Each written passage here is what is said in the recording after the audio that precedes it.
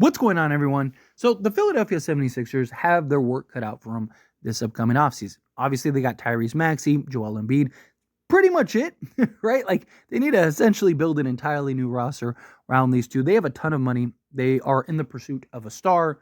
A lot of talks about Paul George. There were even reports that Philadelphia is very confident in their ability to land Paul George, although there were conflicting reports that say that Paul George is more likely than not going to stay with the Clippers.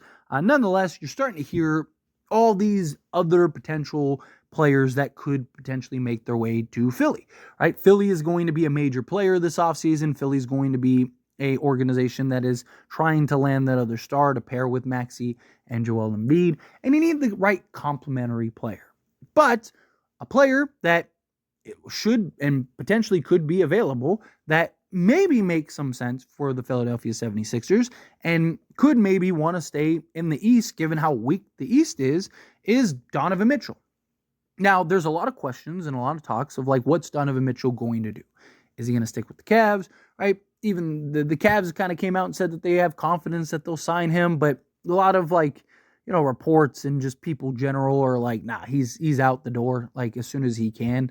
And thus, if he doesn't sign an extension, well, then the Cavaliers are going to have to trade him, right? And if they don't end up trading him, then they're going to end up trading Darius Garland if Donovan Mitchell opts in. But if Donovan Mitchell does opt out, right, like word is he wants to go to the Knicks, right?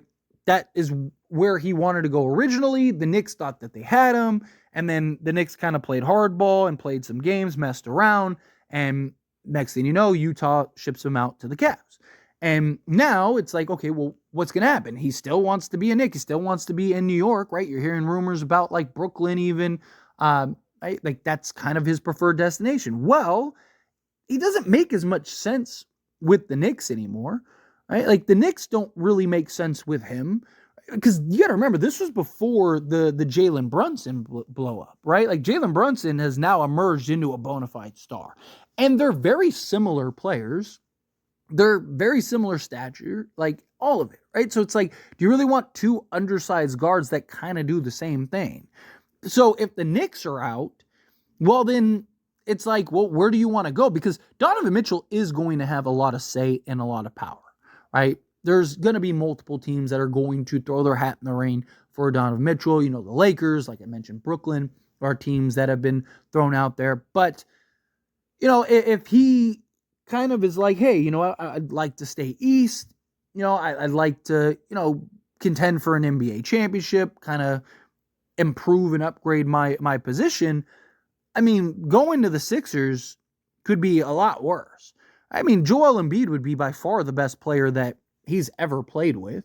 And him, along with Joel Embiid, would be very dynamic, 100%. And you got a legit playoff performer, which is kind of the question with Joel Embiid, right? He can tend to disappear at times. So it might be good to kind of have a guy in a Donovan Mitchell. The problem I see with Donovan Mitchell is how well does him and Tyrese Maxey fit? Right? Because again, Maxey's kind of like the Sixers' Donovan Mitchell, right? Like he's a guy that could just go get a bucket, make plays, but like you kind of want him on ball heavily. That's why like Paul George makes a lot of sense for the Sixers because Paul George, he doesn't need the ball heavily. He doesn't, he's better off ball. He can do multiple things besides score the basketball. Right? Like, so I do get a guy like that, or, if you could land, Kevin Durant or something like that might make more sense. And I'm just using Kevin Durant as an example, as a guy that would fit better. But Donovan Mitchell, he's a guy he's used to having the ball in his hands and just going and being a bucket. And, you see like him and Darius Garland. Look at Darius Garland before Mitchell came, right? He was a rising star. He was a guy that, was averaging like 22 and 9. He was an all-star. He was looking like he might be the next, quality point guard in this league, quality guard in this league. And Donovan Mitchell comes and you see Garland immediately kind of regress and take a back seat. And so much so that now there's reports that if Donovan ends up staying with the Cavs, that Garland's gone, right? That he's going to demand a trade. So does something similar happen with Maxey, right? However, like if you were to land Donovan Mitchell, I mean, you could if you wanted to, right? Like you could kind of play things out, see how it looks, and then worst case scenario, you'd have Tyrese Maxey as a trade chip or Donovan Mitchell as a trade chip, right? Like if let's say all else, let's say Paul George does end up sticking around, like you could do worse than landing Donovan Mitchell, giving him a new contract, and at least having him under control that you could now trade him and flip, or again, you could trade, Tyrese Maxey. Donovan Mitchell kind of fits the now more where Maxey, like, yeah, he helps now and the future. But like if you could get Donovan Mitchell and Joel Embiid and then maybe flip Maxey into multiple pieces, I know Sixers fans wouldn't be super happy about that. And I'm not saying that they should or they would. I'm just saying, like, if you were to land Donovan Mitchell, I do have my concerns about his fit alongside Maxey. Not really Joel Embiid, but Maxey. And if it doesn't work, like, you're probably going to have to move off of one of them. Maxey probably would give you the better return given his age, right? Teams might actually kind of be willing to throw out a little more than Donovan Mitchell. But, like, look, Philly's definitely going to make some moves. They definitely need to do something to make some moves, right? Because the last thing you want to do is have Joel Embiid get disgruntled and finally ask out. A lot of people kind of feel like he already should, but he's a guy that, he loves Philly. He wants to be loved in Philly. He doesn't want to have all the backlash and deal with all the noise and stuff, right? Like but he wants to win, right? Like, so, at some point you gotta make some moves and kind of rock the boat a little bit. And Donovan Mitchell could definitely be one of those pieces that they kind of use to rock the boat a little bit. And I mean, on paper, Maxey, Donovan Mitchell, and Joel Embiid are tough, right? Like if you just look at the names on paper, you're just like, good luck, right?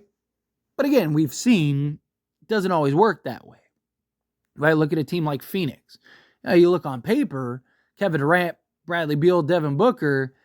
All of a sudden, you're like, oh wow, they're actually not very good at all, right? And it's one of the things that I talked about when it happened, right? I thought them trading for Bradley Beal was kind of the death sentence, but also Bradley Beal is basically impossible for them to trade. Where Donovan Mitchell, he would actually have some value. So like if it worked, good luck, right? Good luck beating Philly. If it doesn't work, well then I think you're in good shape.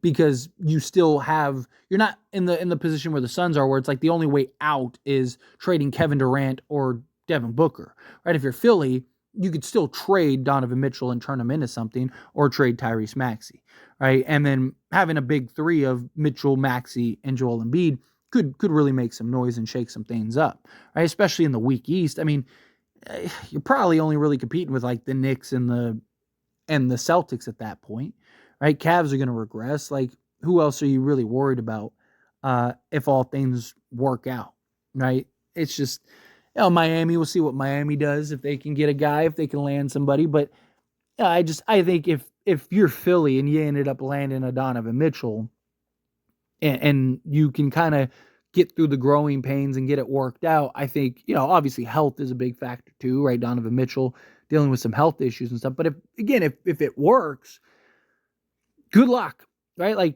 I mean, that would just be tough. Trying to slow down Maxey, trying to slow down Mitchell, trying to slow down Joel Embiid. And then even the games where Joel Embiid kind of, disappears, you'd still have Maxey and Donovan Mitchell to kind of just take over and be your 1-2 punch, your scoring option. Joel Embiid kind of just do everything else. I don't hate the idea, but I just think, it might not be my favorite option, if I'm being honest. But how do you feel? What are your thoughts? However you feel, I'd love to hear it. So let me know down in the comments below. What do you think? You like the idea of Donovan Mitchell with the Philadelphia 76ers? Do you think no? Stay away. Go stay away. Do you think that he would conflict too much with Tyrese Maxey? Which probably, again, my biggest concern. My biggest concern would just be the fit alongside Maxey. Right? How does that look? How does that fit? Is it a good fit? Is it a bad fit? Is it somewhere in between?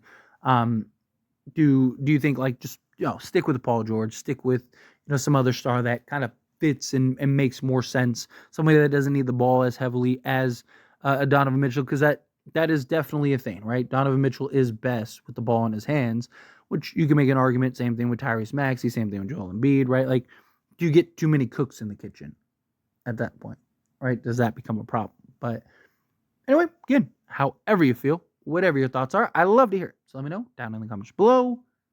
That being said, if you haven't liked this video, hit that like button. Helps me a lot. So we enjoy these types of videos and I truly appreciate it. Not subscribe channel, hit that subscribe button. Turn on the bell notifications. Appreciate y'all. See you in the next one. Thank you.